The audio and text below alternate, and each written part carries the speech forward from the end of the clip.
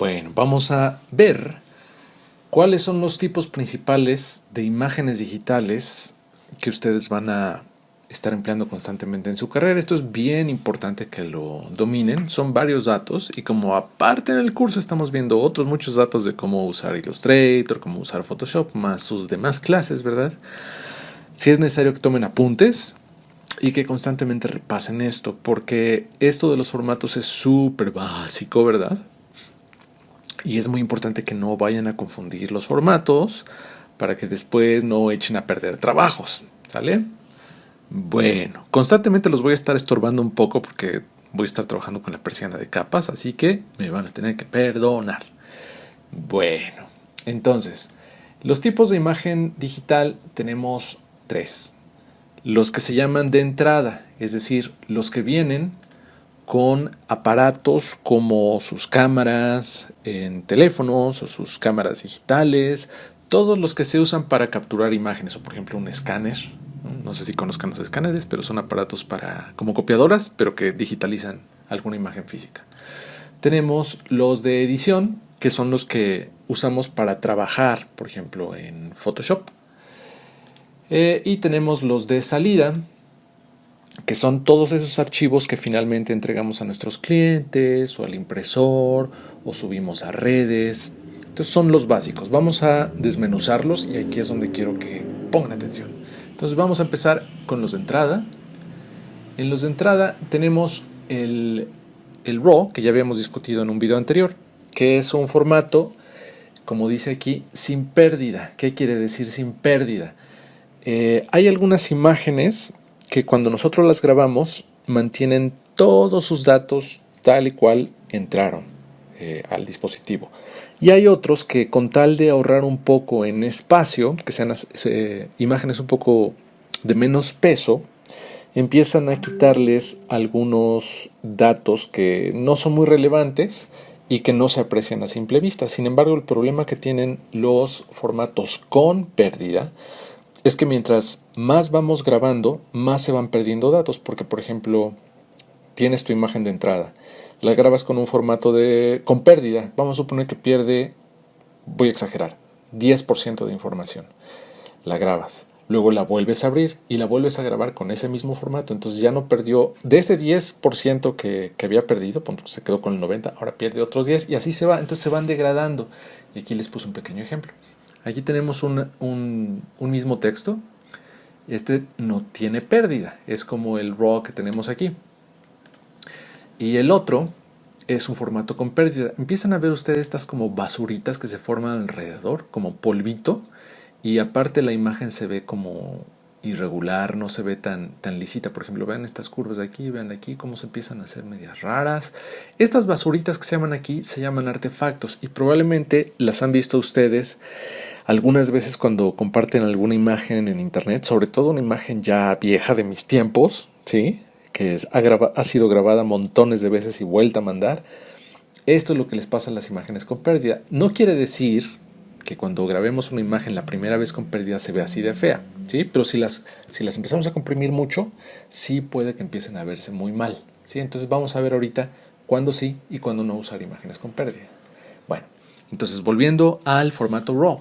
El formato RAW ya les había yo dicho que existe en las cámaras digitales y tiene la gran ventaja de que puede conservar muchos datos importantes sobre sus fotografías que permiten un rango de edición mucho mayor. Por ejemplo, guarda información sobre todas las zonas oscuras de la imagen para que no se vayan todo a casi negro, sino que tenga matices, y lo mismo con los tonos claros. Permite muchas cosas, ¿no? Entonces, el formato RAW no es propiamente una extensión. El formato RAW es un formato y cada fabricante de cámaras puede desarrollar sus propios formatos RAW. Por ejemplo, la extensión .nef que habíamos visto en el ejercicio del gato Castor es de Nikon. Las cámaras Nikon graban sus archivos con extensión nef. Las cámaras Canon la graban con CRW. Y bueno, este formato permite, como ya habíamos dicho en un video anterior, abrir una imagen con todas sus capacidades de edición. Ya que la tienes editada, la puedes grabar con o algún otro formato como JPG, ¿no? De hecho, JPG es el siguiente paso que tenemos de entrada. ¿Por qué de entrada? Si habíamos dicho que el formato entra de RAW en las cámaras, porque las cámaras, por default, puede ser que nada más graben en JPG y tú tengas que activar a mano que también te graben un RAW. Y hay algunos teléfonos, sobre todo los viejecitos, que simplemente así de entrada tal cual graban JPG. Algunos teléfonos celulares de unos años para acá ya también te pueden grabar de entrada en formatos RAW. Entonces el formato JPG es un formato con pérdida, ¿sí? No es el óptimo para estar grabando y distribuyendo imágenes. Y también tenemos el DNG, que es un formato equivalente al RAW, con algunas pequeñas diferencias, pero es un formato que la compañía Adobe ha tratado como de empujar desde hace muchos años, hasta ahora creo que no ha podido, como para que se vuelva el estándar. Adobe es mucho del PDF, vamos a lograr que sea el estándar, el PSD, siempre trata de empujar sus formatos para tener una mayor posición en el mercado. Bueno, el DNG es su intento de hacer un formato estándar de imágenes digitales sin pérdida, pero creo que va triunfando el RAW y probablemente el DNG no tenga mucho futuro. Bueno, ahora vámonos a los de edición. PSD, ya había comentado yo que es el formato nativo de Photoshop. No tiene pérdida y tiene la gran ventaja de que si tú grabas tu imagen que has estado editando en tu máquina y le pusiste capas, le pusiste, bueno, yo escribí máscaras, pero ya saben que son selecciones. Vamos a editarlo aquí, para que no se confundan con los términos. Guarda capas, selecciones, los efectos que les pongas, guarda transparencias, guarda muchos como elementos adicionales de construcción y de edición que tú puedas hacer, ¿no? Entonces, se los repito, si tú estás grabando un archivo con muchas capas o con muchos efectos y te da igual y lo grabas como JPG, se va a ver igual la foto. Pero cuando tú la cierres y la vuelvas a abrir en Photoshop, todas estas capas, selecciones, efectos, etcétera, no se van a ver grabado. Vas a ver tu imagen en un solo piso. Ya saben, la capa esa que se llama fondo, así la vas a ver. Entonces, mucho ojo. Si no quieren perder lo que ya invirtieron haciendo, guarden un PSD para seguir editando. Y si quieren, adicionalmente graban otra versión como JPG para enviarle al cliente de salida. Después vamos a ver eso con más detalle. También en formatos de edición tenemos el formato TIFF, que depende de cómo lo grabes, puede tener pérdida o puede no tener pérdida. El formato TIFF hasta hace unos, ¿qué será? 10, 15 años, era el formato estándar para trabajar con imprenta, pero hoy día cualquiera de estos dos creo que está bien y también puede guardar casi lo mismo que Photoshop. Lo único es que yo he tenido en lo personal algunos problemillas con las transparencias en TIFF hace algunos años. A lo mejor ya corrigieron el error, pero a veces yo generaba un archivo con transparencia y cuando lo quería usar en algún otro programa la transparencia no se veía. Entonces empecé a usar PSD y ya me acostumbré, pero es cosa de que ustedes hagan la prueba y cualquiera de estos dos es bueno. Luego, en los formatos de salida tenemos dos categorías. Para pantalla, es decir, teléfonos, celulares, presentaciones en proyector, etc. Y tenemos los que son para imprenta. Este es el coco de muchos diseñadores, ¿sí? A veces no tienen muy clara la diferencia entre esto y creen que cualquier formato da igual, cuando no es cierto. Hay que ver las diferencias. Entonces, para pantalla tenemos el formato JPG, que es el como más universal, porque es un formato de peso pequeño, se transmite fácilmente. Las pérdidas, cuando empiezan a salir los artefactos, solo pasan a través de estar graba y graba y graba o meterles demasiada compresión. Cuando tú grabas una imagen como JPG, tú puedes especificar el rango de compresión. Vamos a hacer una prueba. Yo le voy a dar aquí archivo, guardar como JPG. No lo voy a guardar, nada más quiero que veamos el cuadro de diálogo. ¿Sí? Aquí dice opciones de imagen, calidad 12, que es la máxima, y tengo archivo grande y archivo pequeño, y aquí le voy a poner previsualizar.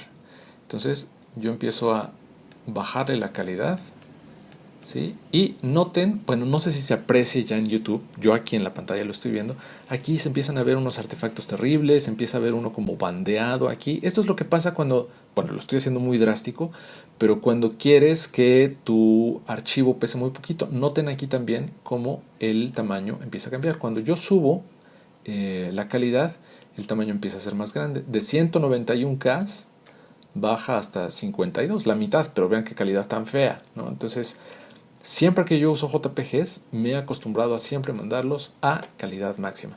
Esto de aquí, línea de base estándar, línea de base optimizada y progresivo, ya son cosas como para internet. Por ejemplo, el progresivo es como para que cuando alguien tiene una velocidad lenta, esto era muy útil antes, cargue primero una imagen así muy pixeleada, muy fea, y luego de otra pasada y empieza a subir la calidad como en 2 o 3 pasos. Pero esto ya casi no se usa.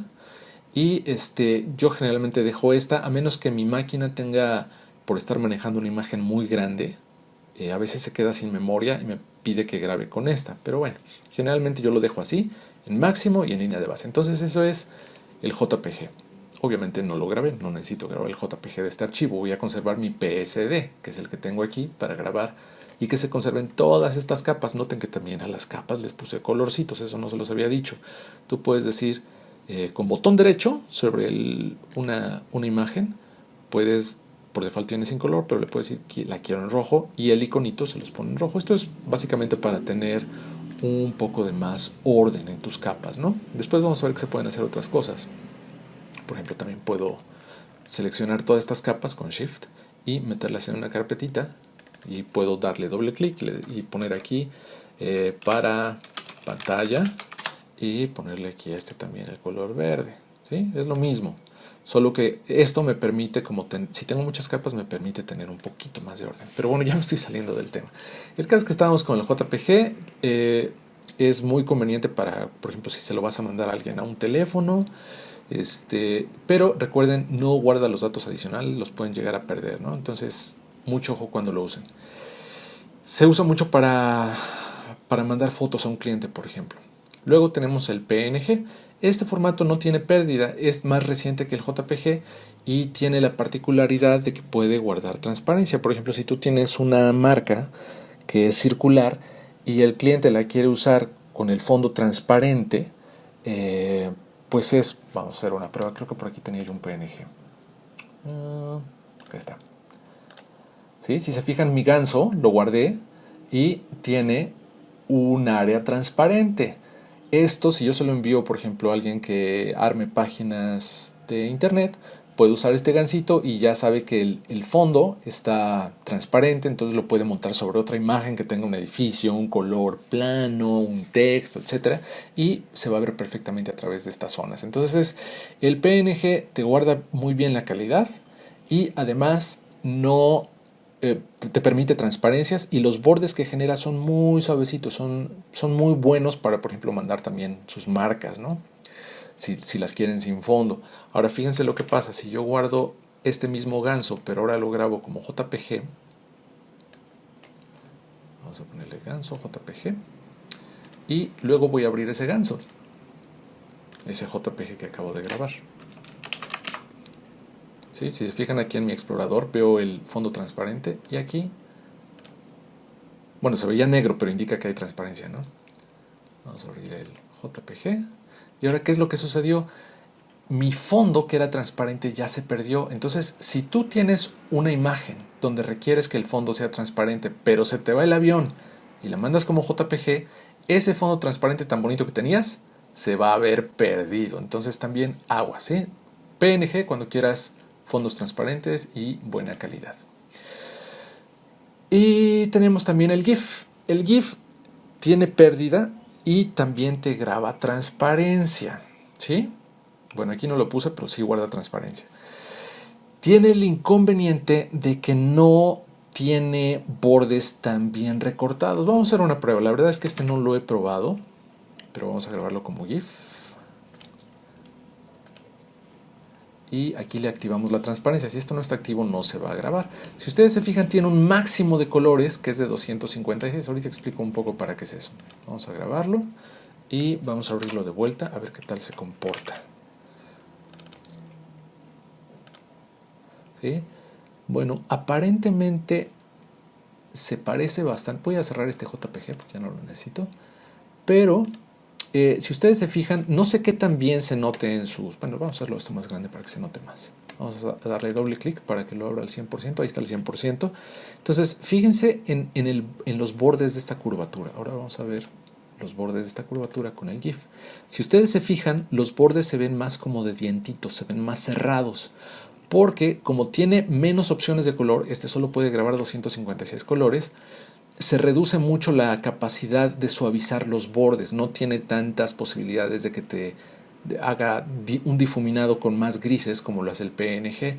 Entonces el GIF se usaba mucho antes para imágenes para pantalla que necesitabas que te quedaran lo más pequeñas en tamaño posible para que los sitios no fueran muy pesados y no fueran muy lentos de cargar en internet. Ahora con las velocidades más rápidas que tenemos ya no es tan relevante y el GIF en cuestión de imágenes para internet ha quedado un poco atrás, ¿sí? Porque no tiene la misma calidad. Vean qué feo se ve esto de aquí, ¿no? Lo voy a agrandar un poco. Contra este, que sí se ve pixeleado, pero noten que se ve más suavizadito. Se ve pixeleado porque estoy al 200%. Siempre que quieran evaluar la calidad de una imagen, asegúrense de que le están viendo al 100%, como lo tengo aquí, ¿no? Esto solo me acerqué para que se viera un poco más notorio.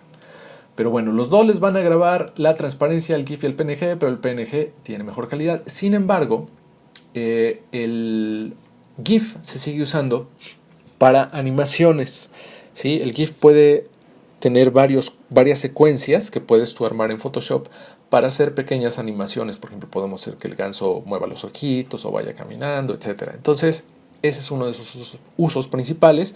O también, como lo ven en Facebook, que tienes...